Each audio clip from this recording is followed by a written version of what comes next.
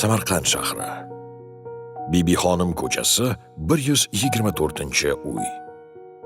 Registon yaqinidagi ushbu mo'jaz, fayzli xonadonda 1938-yili mustaqil O'zbekiston davlatining bo'lajak asoschisi va birinchi prezidenti Islom Karimov dunyoga kelgan.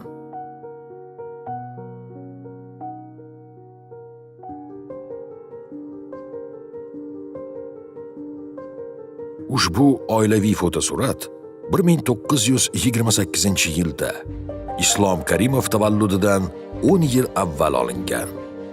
Suratda uning ota-onasi Abdug'an ota va Sanobar aya hamda ularning farzandlari Mehriniso, Omonullo va Ibodullohni ko'rish mumkin. Oila 8 farzand, Mehriniso ismli singil va Omonullo, Ibodullo, Arslon, Quddus, Ikrom, Islom, Xurshid kabi 7 aka-ukadan iborat edi. Birinchi prezidentimizning bolaligi urush va urushdan keyingi yillarga to'g'ri keldi. Urushdan keyingi davrda barchaning turmushi og'ir kechgani ma'lum. Karimovlar oilasi ham Samarqandning eski shahar qismida kamtarona tarzda hayot kechirgan. Xizmatchilik faoliyati bilan mashg'ul bo'lgan Abdug'an aka mustahkam irodali, o'ziga ham, boshqalarga ham talabchan inson edi. Mahallada esa alohida hurmat e'tibor qozongan edi. Sanobar aya uy bekasi edi. Uning mo'tabar sulola vakili bo'lgan otasi o'z davrida Mulla Sharif, ma'rifatli, xushxulq ulamo sifatida tilga tushgan edi. Ilm ma'rifatga tashna Sanobar aya o'tkir zehni, zuqqoligi va sabr bardoshliligi bilan ajralib turgan.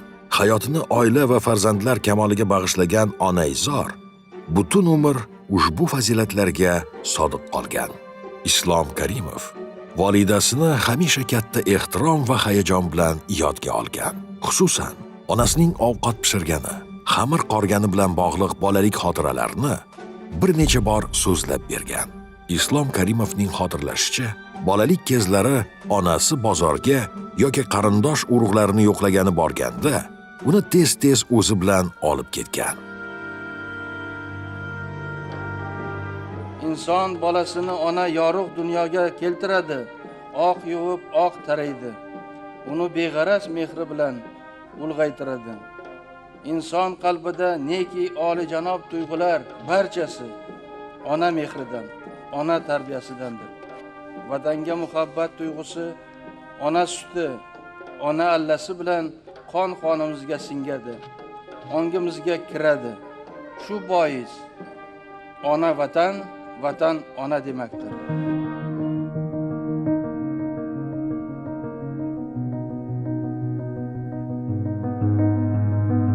Birinchi prezident tavallud topgan uydan 200-300 metr masofada 21-sonli umumta'lim maktabi bor. Islom Karimov ayni shu dargohda ta'lim olgan.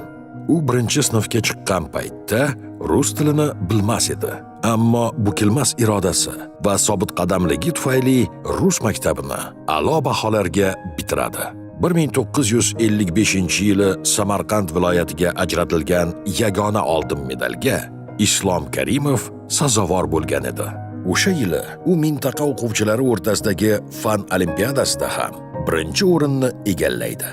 Sinfdoshlarining so'zlab berishicha, oliy o'quv yurtiga kirish imtihonida Islom Karimov yozgan inshodan shpargalka sifatida foydalanishgan ekan.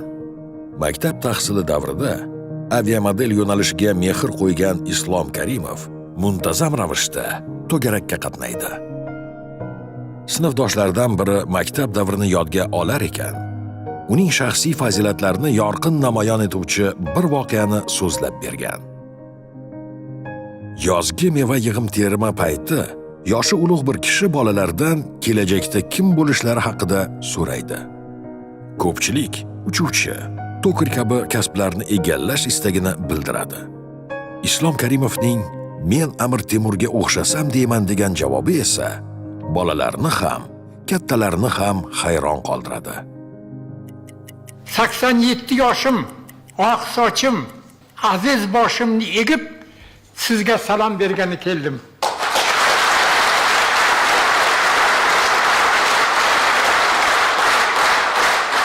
Men yosh edim. Islomjon undan ham yoshroq edi. 21-son maktabida shu kishi o'qigan sinfda shu yilda 3 ta 10-klass o'qishini tamom qildi. Islom Abdug'aniyevich, Xudoy taolo sizga nazar qilgan ekan. 10 yillik oltin medallik attestatni men sizga 1954-55-yil o'qish yilida tamom qilayotgan paytingizda o'z qo'lim bilan topshirdim.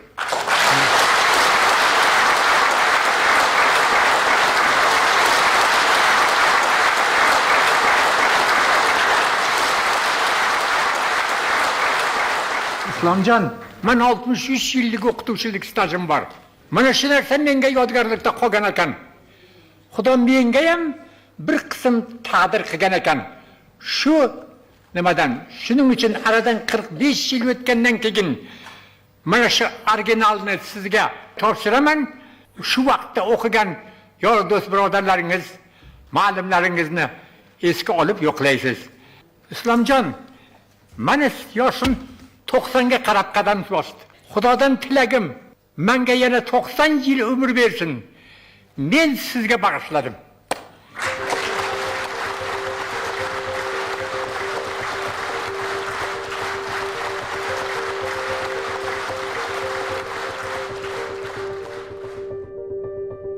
Karimovlar oilasidagi barcha o'g'il farzandlar oliy ma'lumotli bo'lib kamolga yetdi.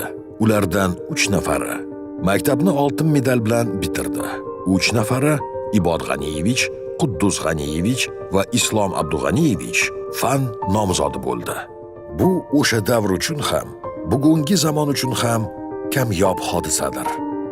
Aka-ukalar favqulodda kuchli xotiraga ega edi. Bu butun oilaga xos fazilat edi deyish mumkin. Aka-ukalar hozirgina o'qilgan matnni yoddan aytib berish bo'yicha o'zaro musobaqalashardi. Keyinchalik ular oliy o'quv yurti o'qituvchisi, sudya, olim va prezident bo'lib yetishdilar.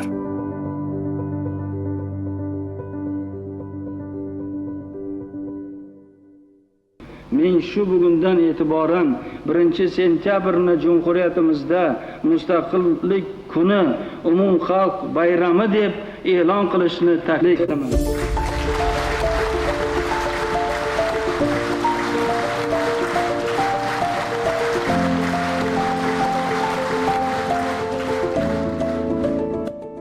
...1991-yilning avgustida Islom Karimov O'zbekiston Respublikasi davlat mustaqilligini e'lon qildi. O'sha yilning dekabr oyida muqobillik asosida o'tkazilgan umumxalq saylovida esa u O'zbekiston Respublikasi prezidenti etib saylandi. O'zbekiston Respublikasi konstitutsiyasiga qat'iy rioya etishga, zimmamga yuklangan yuksak vazifalarni vijdonan bajarishga qasamyod qilaman. Islom Karimov yangi O'zbekiston davlatini shakllantirish yo'lidagi ulkan xizmatlari bilan tarix sahifalaridan va xalqimiz qalbidan mustahkam joy oldi.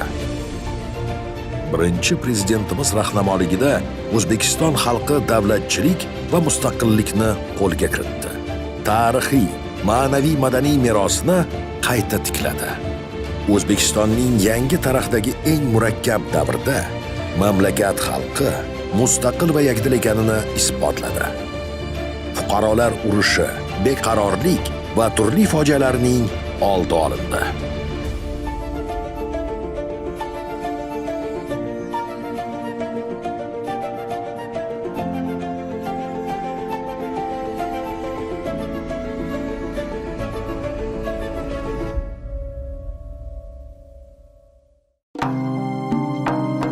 Oddiy oilada voyaga yetgan yigit maktabni 1955-yilda muvaffaqiyatli tamomlab safarga otlandi. O'sha kezlar oltin medal va olam orzularidan boshqa bisoti yo'q edi uning. Kindik qoni to'kilgan ona zaminga esa mustaqil O'zbekistonning birinchi prezidenti bo'lib manguga qaytdi. Islom Abdug'aniyevich Karimov 2016-yilning 2-sentyabr kuni boqiy dunyoga rihlat qildi. Onamday boshimni silagan, Xudodan baxtimni tilagan, bolam deb shamolday tinmagan, qalbi ziyo otajonimsiz. Suyadirsiz xuddi o'zimdek, kelajagim ko'rar ko'zim deb, bulbul qizim, qumri qizim deb, mehri daryo otajonimsiz. Shodligimsiz suyangan tog'im, gullarimni asragan bog'im, talpinaman sog'ingan chog'im, bag'ri dunyo otajonimsiz. Yuvish amali prezidentning bolaligi o'tgan Registon yaqinidagi mo'jaz uyda ato etildi. So'ng tobutni ehtirom ila yelkasiga ko'targan izdihom maydon tomon yo'naldi. Atrof olomon bilan to'lgan. Shahar bo'ylab odamlar yig'isi eshitilardi. Qayg'uli lahzalar. Tarixning ne sinoatlariga guvoh bo'lgan qadimiy maydon uzra Yosin, Fotiha, Baqara va muqaddas Qur'onning boshqa suralari yangradi. So'ng marhum haqqiga janoza namozi o'qildi. Suyadirsiz xuddi o'zimdek, kelajagim ko'rar ko'zim. Prezident Islom Karimov vasiyatlariga muvofiq Hazrat Xizr masjidi yoniga dafn etildilar. Yurtboshimiz qabrlari qo'yilgan joy tepalikda joylashgan. U yerdan Ko'hna Samarqand shahriga misli kaftidagidek manzara ochiladi.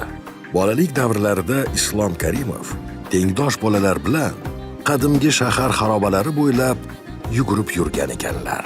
Prezidentimiz o'sha onlar shunday buyuk hayot yo'lini bosib o'tishlarini bilganmikinlar? Aynan shu. Ularning bolalik davrlariga guvoh bo'lgan tepalik vaqti kelib mangu yotadigan maskanlari bo'lib qolishini sezganmikinlar? Sog'ingan chog'im, bag'ri dunyo otajonimsiz. Shodligimsiz